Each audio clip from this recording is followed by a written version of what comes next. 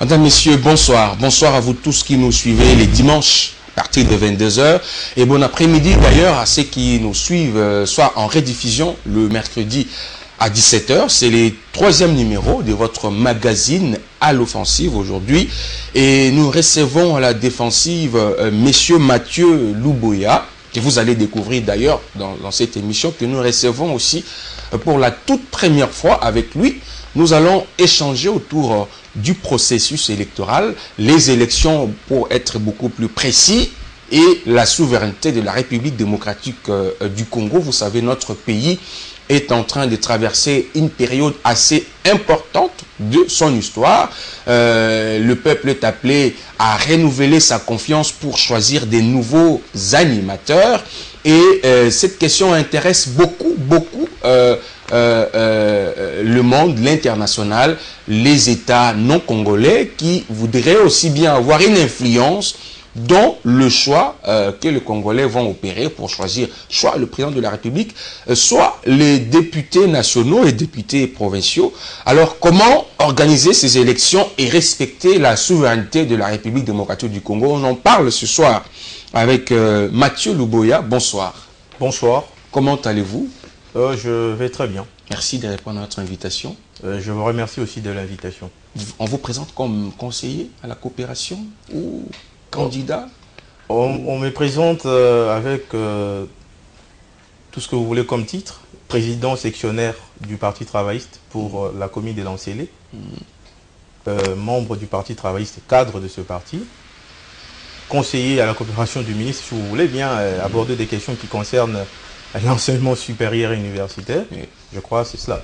Je crois que ce soir, on va vous recevoir beaucoup plus comme président sectionnaire du Parti travailliste pour Lancélé. Que pensez-vous de la souveraineté? Quel contenu donnez-vous à ces concepts? La souveraineté est un mot qui contient beaucoup d'aspects de choses, la souveraineté. Mais si je dois définir cela de la manière la plus brève qui soit, ça voudrait dire que vous avez une nation, et dans cette nation, vous avez deux gens qui sont dans cette nation. Ensemble, ils ont une idée commune vers laquelle tout le monde converge, c'est-à-dire l'exaltation de la nation, c'est-à-dire la gestion de problèmes et de situations de la nation de manière singulière, bien évidemment, sans pour autant exclure le fait que nous appartenons tous à l'humanité, mais surtout le fait que les destins de cette nation, les préoccupations de cette nation doivent pouvoir être gérées sans ingérence par les autres nations extérieures. Est-ce que le Congo est un État souverain? La République démocratique du Congo est un État souverain, mais vous savez, la lutte... Dans le discours? Non, la lutte doit être continuelle, parce que cette souveraineté, on l'a reçue lors de l'indépendance, mais vous savez, lorsque vous étiez dans une situation qui ne vous permettait pas d'aller de l'avant, lorsque vous avez pris l'option de pouvoir avancer, il y a toujours des pesanteurs qui vous tirent vers le bas. Et donc, cette souveraineté devient un combat perpétuel que nous devons tous, en tant que Congolais, mener chaque jour. Mais vous en faites un peu l'objet de votre combat. Je crois même le Parti travailliste en fait son credo. Mais est-ce qu'aujourd'hui, ce n'est pas un combat dépassé quand on sait qu'on est déjà en pleine mondialisation, où le monde c'est un village planétaire? Ce n'est pas un débat dépassé. Ce n'est pas un débat dépassé. Lorsque vous regardez la configuration internationale, je prends un exemple. Les États-Unis d'Amérique ont organisé leurs élections. Et on a appris qu'il y a eu de l'espionnage du processus ou du mécanisme électoral par la Russie. Vous avez vu comment il y a eu de réactions au niveau des États-Unis d'Amérique sur le nom de la souveraineté. Vous avez suivi la question qui a concerné l'Italie et la France en ce qui concerne la migration. Vous avez vu combien les gens ont réagi, ceux qui sont de l'Italie, contre un certain nombre de propos tenus par la France ou vice-versa à l'endroit d'un pays ou de l'autre. Donc, ce n'est pas un débat dépassé, c'est un débat de tous les jours. Et d'ailleurs, c'est pourquoi le Parti travailliste, cher à son excellence syndicale, dit combattre pour notre souveraineté, pour devenir maître de nos ressources. Et vous savez pourquoi? La question du cobalt aujourd'hui, c'est une question importante qui génère énormément de ressources. Parce que vous savez, les voitures électriques aujourd'hui, on les fabrique avec le cobalt. Au nom de la souveraineté, nous allons devenir maîtres de notre destin, politique et économique. Mais au nom de la souveraineté, on s'est créé aussi beaucoup de ennemis. Ça, il ne faut pas l'ignorer aussi. Au nom de la souveraineté, on est capable de tout. Au nom de la souveraineté, on n'aura pas peur d'avoir des gens qui pensent autrement que nous. Nous pensons que nous ne vivons pas dans une vaste, une clôture enfermée, mais nous avons le droit de pouvoir défendre ce pays pourvu que la population qui est la nôtre, la population congolaise, puisse tirer des dividendes de ses ressources, de sa politique et devenir maître de son destin, de son autodétermination. Très bien. Je crois que je vais reprendre cette question, mais je vais les reformuler autrement. Sur quoi repose la souveraineté d'un État, comme le Congo par exemple? La République démocratique du Congo a des institutions. Ces institutions sont des institutions qui sont établies du fait des élections qui se déroulent dans le pays. C'est-à-dire que le peuple congolais porte le choix sur des animateurs qui doivent pouvoir gérer sa condition de vie et son destin. Et donc ces gens, lorsqu'ils prennent des décisions, ils le prennent en âme et conscience, étant donné qu'ils sont comptables devant le peuple. Ces options ou ces décisions qu'ils prennent ne doivent pas être influencées ou, peut-être, si je peux aller plus loin, subir une certaine pression de l'extérieur. Sans pour autant dire que nous vivons dans un monde qu'on ne peut pas vivre enfermé. Nous devons toujours nous ouvrir vers les autres, mais sans pour autant oublier qu'il y a des questions pertinentes qui concernent les Congos. Je vous donne un exemple. Les questions, par exemple, qui concernent, par exemple, les élections, sont des questions éminemment nationales et souveraines. Et vous savez, en son temps, nous avions dit que la République démocratique du Congo, si elle veut devenir un État réellement souverain en termes de réalisation de tous les jours, la question des élections en ce qui concerne les financements devait être prise en charge par notre propre population ou sinon par le gouvernement de la République. Aujourd'hui, nous nous en félicitons parce que le gouvernement a saisi cet appel à bras-le-corps et les élections sont en train d'être financées. Avec beaucoup de difficultés d'ailleurs, vous apprenez d'ailleurs ce qui s'est dit de l'autre côté, de l'opposition, le retard que prend le gouvernement, que connaît la CENI dans le financement du processus électoral. Est-ce que le Congo aujourd'hui est prêt à prendre en charge lui-même le processus électoral ou l'organisation de ces élections? Le Congo est en mesure de pouvoir supporter lui-même ces élections. Et d'ailleurs, je ne vois pas la CENI se plaindre de cela. C'est-à-dire que jusque-là, la chose avance convenablement. Et donc, nous sommes en mesure de pouvoir financer nos propres élections avec nos moyens. Et d'ailleurs, c'est ce qui est en train de se passer. Parce que si vous dites que la CENI connaît des problèmes, moi je dis plutôt que les acteurs politiques connaissent des problèmes. Parce que on se rend compte qu'ils n'étaient pas totalement prêts à affronter cette réalité qui est celle de pouvoir subir la sanction populaire. Parce que vous avez vu il y a la garantie et la transparence du processus qui pose peut-être problème à ces niveaux. J'ai personnellement expérimenté quelque chose, c'est-à-dire la machine à voter, lorsque j'ai déposé ma propre candidature. Et j'ai expérimenté des choses, j'ai expérimenté la souplesse de cette machine, sans pour autant dire que ceux qui sont sceptiques à cette machine ont totalement tort, mais j'ai aussi remarqué qu'ils ont quand même déposé leur candidature. Pour dire que les Congolais sont capables de se dépasser et de converger. C'est pourquoi vous prétendez aller aux élections avec ou sans cette machine? Bien évidemment, parce que la question de la machine ne nous effraie pas. Sans machine à voter ou avec la machine à voter, lorsque les Congolais se mettent d'accord pour un seul idéal, c'est lui d'aller aux élections. Donc il n'y a pas d'inconvénient. Mais pourquoi avez-vous décidé d'être candidat à ces élections? Personnellement, je suis candidat député provincial pour la circonscription électorale de Lancélé, justement parce qu'il y a eu beaucoup de contre-performances en termes de production des édits provinciaux et en termes de édits qui ont été moins vitaux. Vous apprenez aux élus, aux députés provinciaux? Je n'apprends rien, mais je constate simplement que le travail qui est celui du député provincial est celui de produire des édits, la production de lois. Ces lois sont des lois qui permettent à la nation ou à une partie de la nation, en termes par exemple de politique opératoire de décentralisation, d'opter pour des politiques qui permettent le Congo ou la RDC d'avancer. Notre commune particulièrement, celle de Lancel. Je constate que de 2006 en 2015, 9 ans après, les élus provinciaux ont produit 163 lois que je pourrais appeler les édits provinciaux. Le mot juste, c'est celui-là. Et on peut dire qu'en moyenne, ils ont produit 2 lois ou 2 édits par an. En termes de productivité. Vous pensez que c'est pratiquement, la production est faible? La production est faible et la production s'est concentrée essentiellement sur les taxes, c'est-à-dire le finance. Et par ailleurs, les secteurs vitaux de la nation n'ont pas été vraiment pris à bras le corps.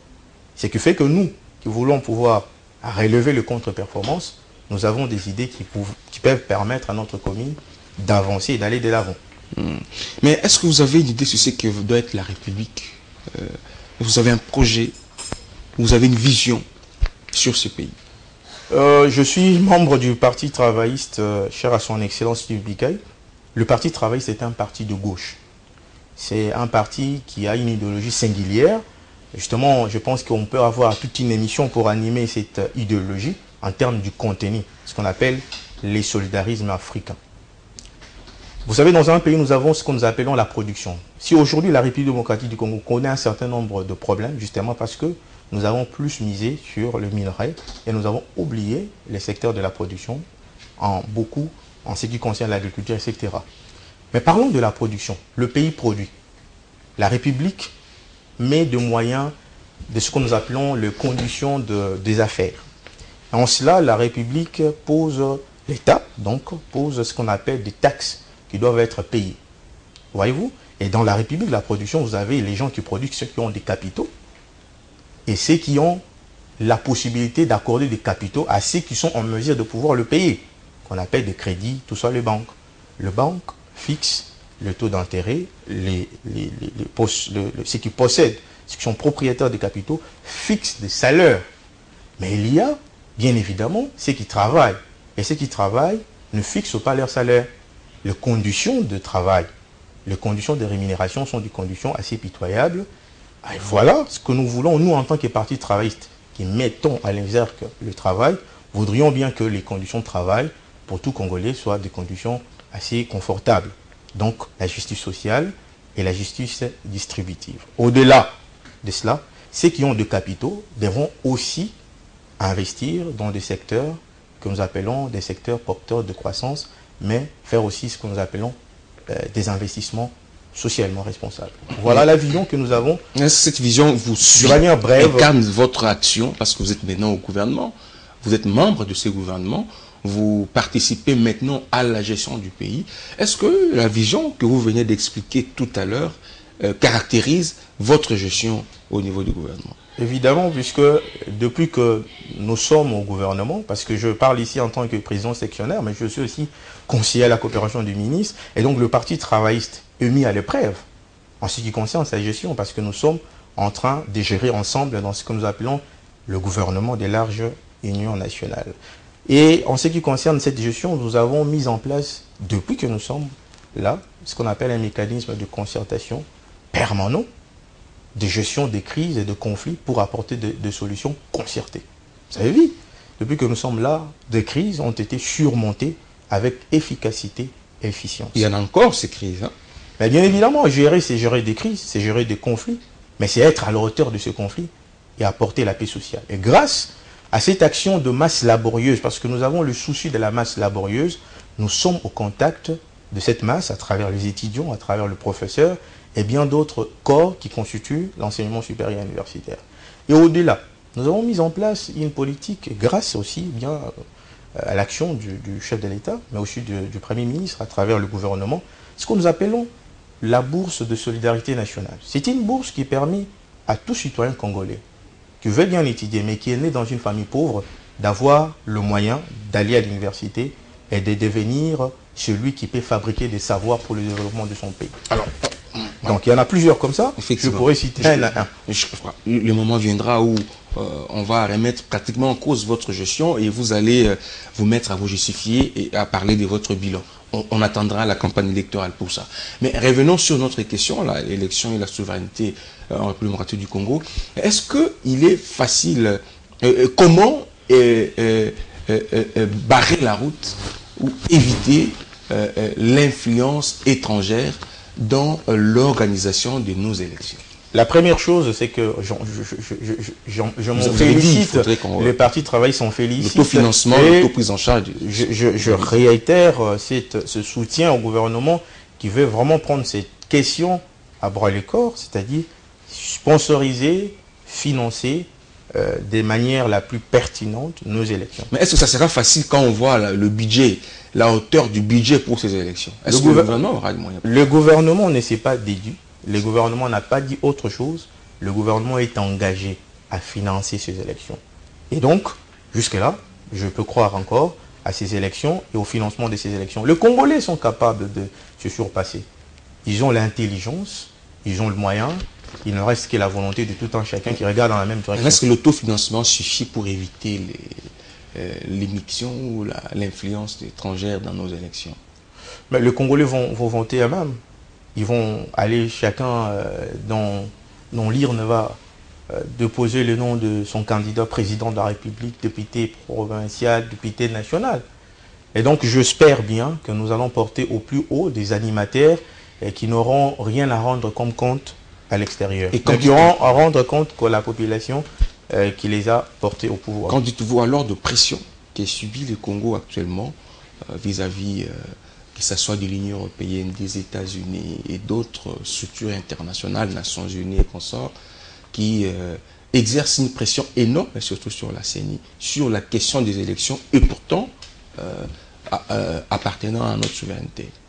Vous savez que la question de la souveraineté, c'est une question où il n'y a pas simplement un combat extérieur, mais il y a aussi un combat intérieur. C'est-à-dire qu'il y a un certain nombre d'enfants de ce pays qui pensent encore qu'on peut faire allégeance à l'extérieur pour avancer, pour faire progresser la République. Et c'est dans cette optique que vous voyez parfois il y a, parfois c'est ce que nous appelons pression. Mais je crois que la République n'organise pas ces élections à cause de la pression. Nous sommes allés à des dialogues ou à des accords pour justement mettre tous les Congolais d'accord autour d'un sujet. C'est-à-dire l'organisation des élections, c'est-à-dire donner l'opportunité à notre peuple de porter un choix sur des dirigeants et des animateurs et faire avancer notre République. Alors, est-ce que quand vous voyez les élections, parce que vous en avez l'expérience, les élections de 2006, les élections de 2011, en quoi est-ce que celles que nous comptons organiser cette année sont différentes de toutes celles que nous avons vécues comme élections dans le passé? En termes d'expérience, la République a pu faire deux pas, parce que nous étions à notre première expérience avec les élections de 2006, et nous étions à notre deuxième expérience en 2011, mais ces deux élections ont connu un certain support étranger. L'extérieur a réellement pesé en termes de financement. Mais cette fois-là, c'est le Congo lui-même qui veut se prendre en charge et devenir grand. C'est-à-dire, sur le plan de l'expérience, nous avons évolué, sur le plan de financement, nous avons évolué. Mais seulement que nous devons aussi, je réitère cet appel à tous les Congolais, croire en nous-mêmes et éviter la violence. Qu'à l'issue de ces élections, que nous ayons la quiétude et la paix sociale pour construire notre pays. Nous avons des potentialités, nous avons des hommes intelligents, nous avons des hommes qui sont capables de transformer ce pays. Ensemble, faisant bloc, nous pouvons faire avancer. Le cardinal a dit qu'il y a des médiocres. Il a constaté qu'il y avait des médiocres. Vous le savez aussi plus que moi. Bon, je ne vais pas entrer dans cette guerre de médiocres ou pas médiocres, parce que là, il y aura du millimélo. Mais la République démocratique du Congo est un pays de hommes intègres et intelligents. Je crois à la patrie congolaise, je crois à la nation congolaise, et je ne me permets pas d'appeler le Congolais de médiocre. Mais parlons des candidats, parce que pratiquement, c'est les moments que la CENI a offert aux uns et aux autres qui ont des ambitions de venir déposer leur candidature. C'est ce qui a été fait, et la clôture d'ailleurs, c'est depuis hier qu'elle est intervenue après prolongation accordée à 2 reprises. On a comme l'impression que rien n'a changé dans le discours des candidats, c'est pratiquement la même chose qui revient. Mais comment différencier les uns des autres qui sont candidats? Est-ce que vous ne viendrez pas faire la même chose?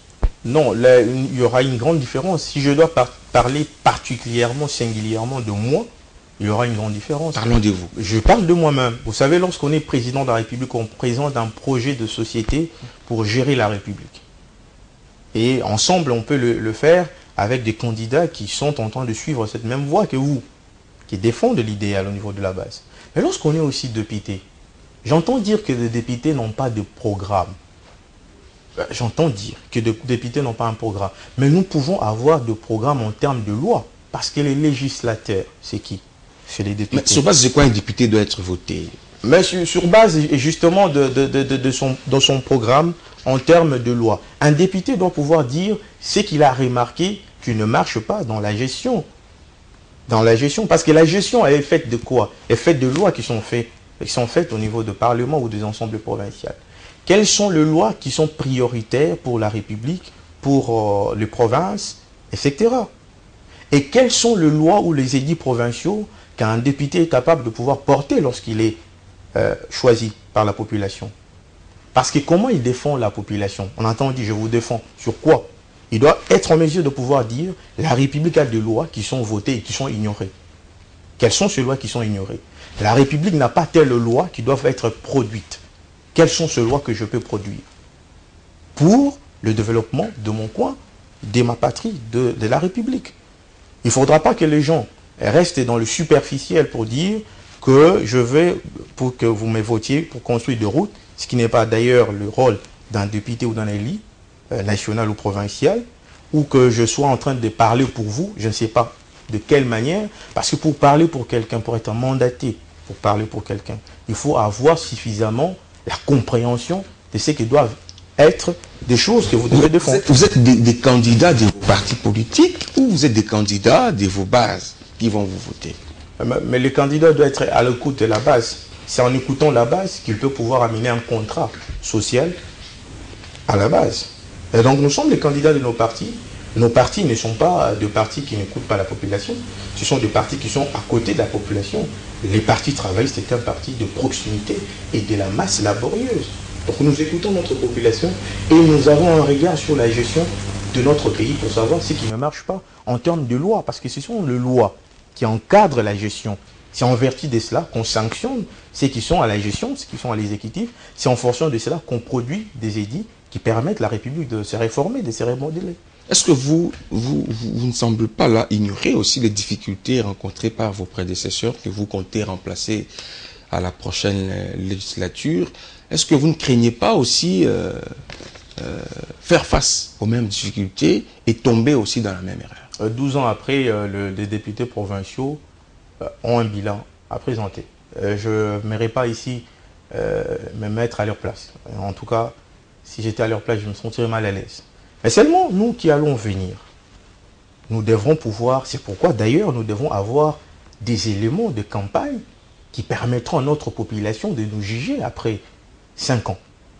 Ça sera ça. Maintenant, désormais, que chacun de nous vienne avec des idées qu'il doit pouvoir présenter à notre population. C'est en vertu de cela qui doit être porté. Malheureusement, il n'y a pas de débat contradictoire prévu pour, au niveau des circonscriptions pour ceux qui sont candidats au niveau de la députation, que ce soit nationale et provinciale. Combien de sièges que vous avez en télé? Nous avons 3 sièges et j'en profite pour dire que c'est la presse aussi qui doit pouvoir actionner ces choses. Vous savez, la République, gérer la République, que ce soit en termes au niveau exécutif ou législatif, est une question qu'on doit prendre avec passion et conscience. On ne peut pas gérer la République avec des slogans. On doit gérer la République avec une intelligence, des idées, un programme. Et donc, pour que la population s'en rende compte, il faudra bien évidemment qu'il y ait ce choc d'idées entre ceux qui veulent avoir le suffrage de notre peuple. À l'issue de ces chocs, la population pourra choisir le meilleur d'entre nous pour pouvoir le porter. Mais sans oublier que nous restons tous comptables et qu'à l'issue des 5 années passées au niveau de l'Assemblée provinciale, nous reviendrons et nous aurons des questions du genre: qu'est-ce que vous avez fait de ces promesses que nous avons retenues? Et c'est comme ça que la République va de l'avant. Qu'est-ce que vous attendez de la CENI? La CENI, c'est une structure indépendante nous ne pouvons qu'attendre de la CENI l'organisation des élections et du gouvernement le financement de ces élections. Mais est-ce que la classe politique, dans son ensemble, elle est prête de manière sincère pour aller ou aider la CENI à appliquer son calendrier? Dans son ensemble, je ne pourrais pas dire oui ou non. Avec des tractations qui se Mais font. seulement, je constatais que la plupart, même de sceptiques, ont déposé leur candidature et nous sommes résolument et de manière irréversible tournés vers les élections. Maintenant, il faut aller vers notre peuple, avoir un discours convaincant. Au-delà, il faudra qu'on casse les injures, les insultes pour présenter des propos, de programmes, de projets, des discours convaincants qui permettent à la République d'avancer. D'un côté, le FCC, de l'autre côté, on a vu ensemble, UDPS se décide d'aller seul, faire cavalier seul à ces élections. On en a beaucoup d'autres plateformes qui se sont annoncées pour ces élections. Est-ce que vous voyez, élu après décembre? Oui, parce que justement, j'ai un discours convaincant. Et je suis au contact de la population de ma commune, la commune de Lancélé. Je reçois des associations, je reçois des structures, des organisations tous les jours pour qu'ensemble nous puissions modeler, remodeler le contrat social que je propose. Des lois que j'ai en termes de projets que je vais pouvoir porter au niveau de l'Assemblée provinciale de Kinshasa. Donc je me vois élu parce que j'organise mes bases et j'ai un discours à présenter. Ceux qui ont un bilan à présenter devront le présenter et ceux qui ont un discours à présenter devront le confronter à d'autres discours beaucoup plus pertinents, comme le mien. Vous insistez beaucoup plus sur la production de lois, mais on en a déjà beaucoup, mais qui souffrent dans l'application. Mais justement, parce que vous savez que le député, quand il dit que je parle pour vous, je dois parler pour vous, il doit comprendre les lois qui ont été déjà, ou des édits qui ont été... Donc ils l'ont dit, mais ils ont fini dans la poche du gouverneur. Mais c'est vraiment malheureux si c'est cela le cas. Nous devons pouvoir avancer dans une république responsable, avec des hommes responsables, qui ne finissent pas dans des poches. Mais comment faire pour éviter la corruption, entre guillemets, parlementaire, disons ça comme ça, qui se passe au niveau de nos assemblées, avec nos élus? Je ne crois pas que les députés sont mal payés. Dans notre pays, les députés sont vraiment... mais ils sont gourmands, vous savez. Justement, c'est cela. Les partis politiques ont le droit et l'obligation de pouvoir enseigner l'éducation civique à leurs membres. On ne demande pas seulement aux gens d'aller casser.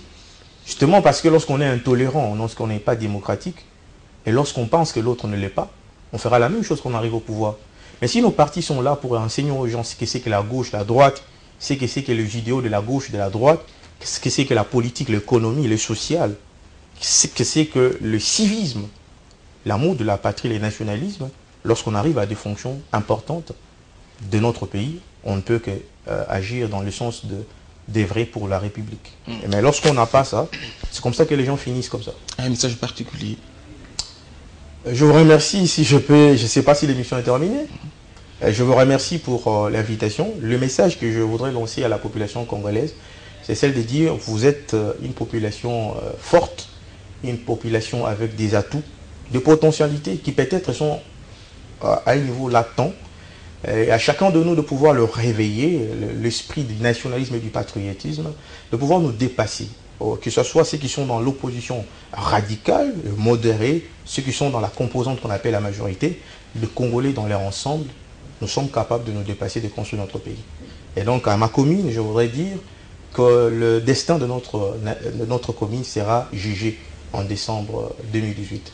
Il appartiendra à nous de définir ce que seront les 5 prochaines années. Et je crois à cette population de l'Ancélé qui va nous porter, nous, si je ne voudrais pas faire ici à campagne, au niveau de l'ensemble professionnel. Aujourd'hui, c'est pratiquement un coin touristique, mais aujourd'hui, il y a de plus en plus un boom immobilier à Antilles. Oui, il y a un paradoxe aussi, c'est un milieu où l'insécurité règne. On a tué quoi, une famille d'un conseiller d'un ministère quelconque. Moi-même, j'ai été l'objet, par mon bureau, à interposer d'une attaque, de l'intolérance, justement, parce qu'il y a ceux qui sont encore intolérants, ceux qui ne sont pas démocrates. On a cassé les cadenas, on a volé. On a tué un membre de notre parti dans la nuit lorsqu'il rentrait chez lui. On a tué une fille innocente, on a jeté sur la rue, on a violé des filles. C'est-à-dire l'insécurité bat son plein, donc tout ne va pas bien. Et pourquoi ça ne va pas bien? Justement parce que nous n'avons pas encore des gens qui sont à la hauteur de la chose, c'est-à-dire de la gestion de notre commune, de la gestion de ce qu'est la gestion. Donc nous voulons pouvoir donner le meilleur de nous-mêmes à travers ces élections, parce que si nous sommes portés là-bas... Candidat des changements, de l'émergence. L'émergence de notre commune, il faut casser les paradoxes. Commune potentiellement touristique, potentiellement grenier d'agriculture, mais qui vit encore dans l'extrême pauvreté, avec toutes ces souffrances que je partage, parce que j'ai d'ailleurs passé toute ma vie là-bas. Mathieu Lubuya, conseiller à la coopération au ministère de l'Enseignement supérieur et universitaire, président sectionnaire du PT, candidat à la députation provinciale circonscription de l'Antiélé. Merci beaucoup. Merci. Merci à l'équipe qui nous a tenu compagnie ce soir. Freddy Kipimo, Maurice Jugondo, Alain Bolikango. À la défensive aujourd'hui était Mathieu Lubuya, notre invité. Portez-vous bien. On va vous retrouver très prochainement autour d'un autre invité avec une autre thématique. À très bientôt. Au revoir.